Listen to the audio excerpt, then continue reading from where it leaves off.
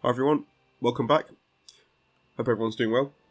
So today I wanted to talk a little bit about the importance of Iwo Jima and Midway, and how potentially effective they can be at overcoming the escalation war that can sometimes happen in the Pacific. Now, if you've been playing the game for a little bit on ranked, you've probably seen the situation before. It's quite a common situation to occur between the American and Japanese player, the escalation in the Pacific.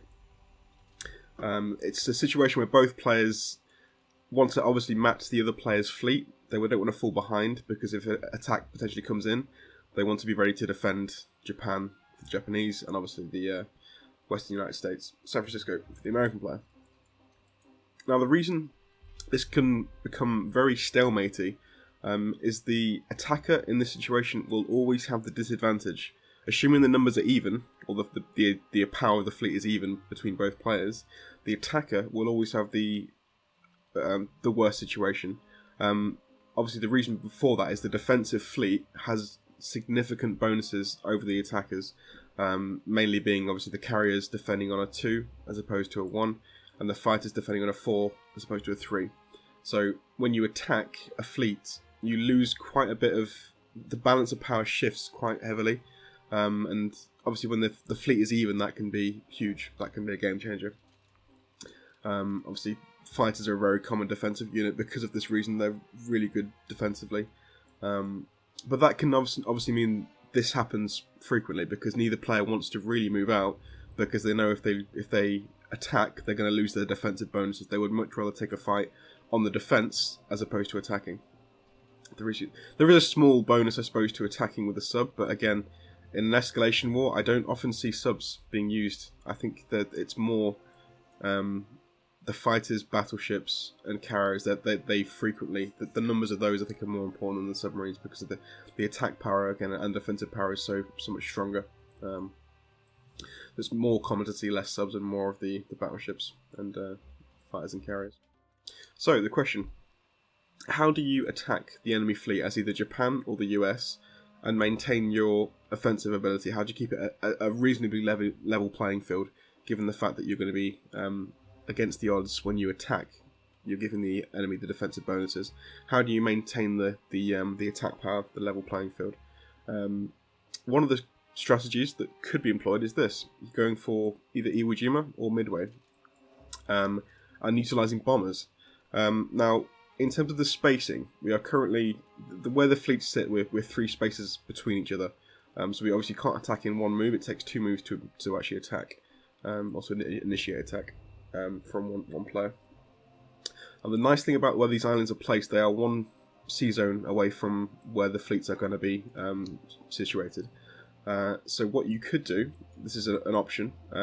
Again, I'll look at it from the perspective of the American player, because I find it's more often that you're going to find the American player attacking the Japanese player, because the Japanese player is more generally concerned with attacking the mainland while also defending Japan itself with the fleet.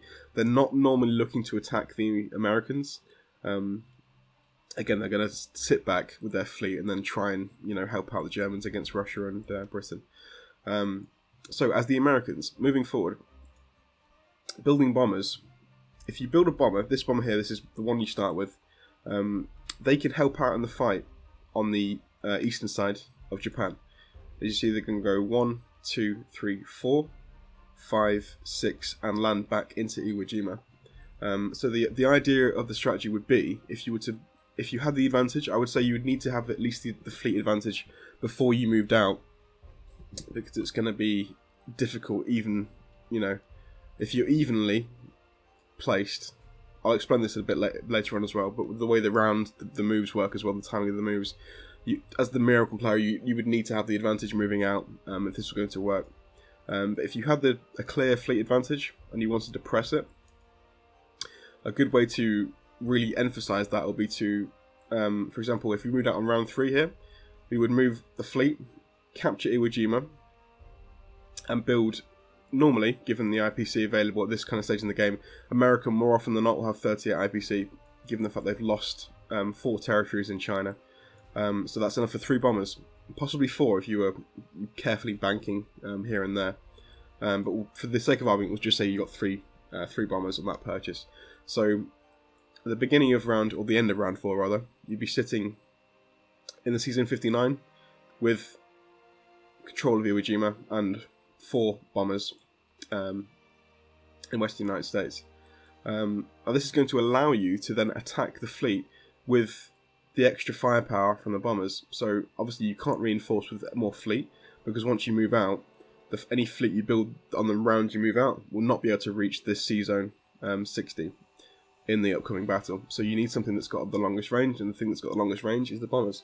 And it's quite nicely positioned here that you can obviously hit the sea zone while also landing back in Iwo Jima. So taking Iwo Jima is key, because it gives your bombers that range and that ability to attack, which means you don't lose much moving forward. Obviously, if you didn't have the bomber option, you'd be moving forward with just this fleet alone, and again, once the Japanese defend effectively, you're losing a hell of a lot of firepower. You can't really attack because you're losing at least a round of recruitment there. But with the bombers, it allows you to still attack and maintain a decent attacking power. Now, I would say as well, when looking at this, I've realised that a problem, it's harder for the Americans to do this than it is for the Japanese, simply because of the way the rounds work and the fact that the Japanese move first. It can be quite tricky for the American player. I think this is why you need to have a significant fleet advantage before you would try this, because of the way the Japanese, the way the rounds work. So if we look at this as round 3, so round 3, if we were going for a pure escalation here, Japan will place fleet down. Maybe they've got 51 OPC, battleship carrier, move in some fighters from Thailand, and then yeah, they'll be pretty much set. The Americans then, with the intention of attacking, would then move out and take Iwo Jima on round 3, and also build the bombers. So they're preparing to attack on round 4. Now the problem is, because Japan goes first in each round, they would then have another opportunity to build defensive fleet at the beginning of round 4 before the Americans can then attack. The other way round, it's not as bad. For Japan, they don't have that problem. They could move out, for example in this round, we could move out, take Midway, build our bombers. The Americans would, as normal, have the opportunity to build fleet, as the Japanese did in the other scenario, on round 3. But then the Japanese go first, obviously in round 4, so it gives the American player no time to build an extra, wave of defensive units. So then the Japanese can attack in a better situation. So this is actually harder for the Americans to do. It's much easier for the Japanese. If we also look at the beginning of a game, in terms of the fleet power, the Japanese, if you include all 6 fighters they've got on the map, because that's potential attacking power on water, their fleet has an attack power of 44, whereas the US fleet has an attack power of 30, so the Americans are already behind. Now, the one, obviously, situation there is that the Americans do have the better economy at the beginning of the game. They have the economy of 42, they have 42 IPC to spend, whereas the Japanese have 30. But that quickly evens out as the Japanese take these 4 provinces. Obviously, that's increasing the Japanese economy to 34 and taking 4 off the Americans. That's 38. And then various things might fall around here as well. So it's going to be, and also up near Russia. So very quickly, this is a common number to see for the Americans' national production on round 3. And the Japanese would normally have this much as well, 37 by round 3, because they're in this. This is a very common situation for the Japanese to be in. The stalemate here near India while they gather their strength. They've taken back China, and then they're pushing the Russians back in the north. So very quickly, the Japanese are going to catch up on IPC. So if the Japanese are defending, if they're escalating immediately, it's very tough for the American player to actually overcome this. So a good way to slow the Japanese down, if you were intended to go for Japan the whole time, if you were planning this beforehand, a good way to slow the Japanese down initially would be to go for the attack on Sea Zone 37. Because there's a lot of attack power here for the Japanese, and obviously defensive power as well if they're going to sit back. So taking this fleet out here would be a fantastic start for the Allies. I will just highlight a sequence of events that will probably need to happen for this to be effective. And it starts with the Russians. Actually, it's going to have to start at the very beginning.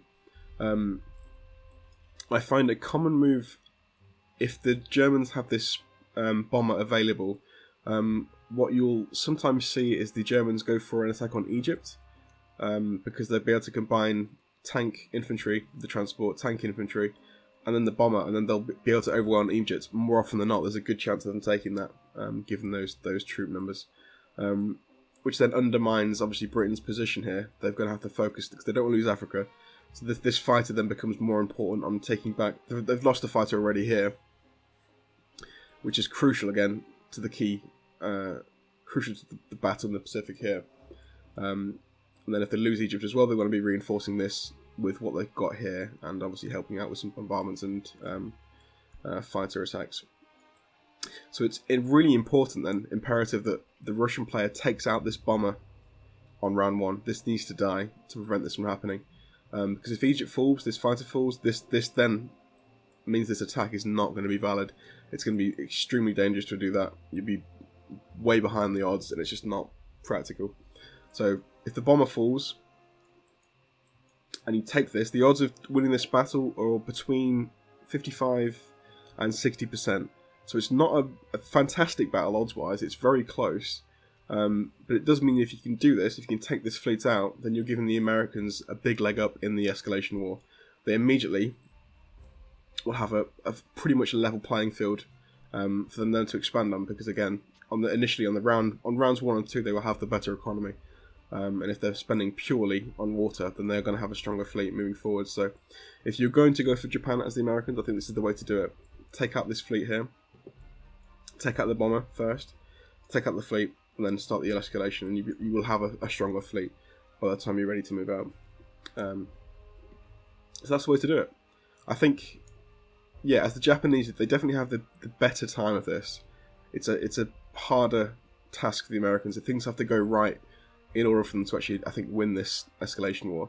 Again, there's always a possibility that you win a battle against the odds, but if you're a competent, stronger player, then unless you're desperate, you're not going to be taking battles that are not favoured for you. If they're against you, then it's not going to be logical to attack, because obviously, more often than not, you will lose. So you need to be stacking the odds in your favour. So that's one way to overcome the escalation. Build 3 bombers, capture Iwo Jima or Midway, and then attack on the following round with the combined bomber and fleet attack. And it should give you it should even the odds out for you in that battle. But yeah, anyway, I hope that was useful to some of you. I found it pretty useful in some of my recent games, actually. In the right circle, you can't always use this, obviously. It's very situational. It depends on what the fleet is, and how it's comprised, and what's happened in the game. It might not always be practical, but in certain situations it can be very useful. If you can't take the fleet out initially, if the Japanese move back possibly to the west side, it will still give you the option to obviously bomb Japan. If you wanted to then reinforce with transports or more fleet, you can at least be bombing or threatening areas around here with these bombers for the time being. Because a fighter, interestingly, the only thing that actually can hit the bombers on the island is another bomber or a landing from transports. Fighters can't hit this from anywhere. If there's a fighter in Japan, it's 1, 2, 3, 4, and they can't do it unless there's going to be obviously an attack from the fleet. They'll need carriers to actually attack this with fighters. Otherwise it's impossible. So it's quite a safe little island, really. If you've got the fleet nearby to defend it, it could be a nice way of harassing the enemy. But there we go. Thanks for watching. I'll see you in the next video. Take care.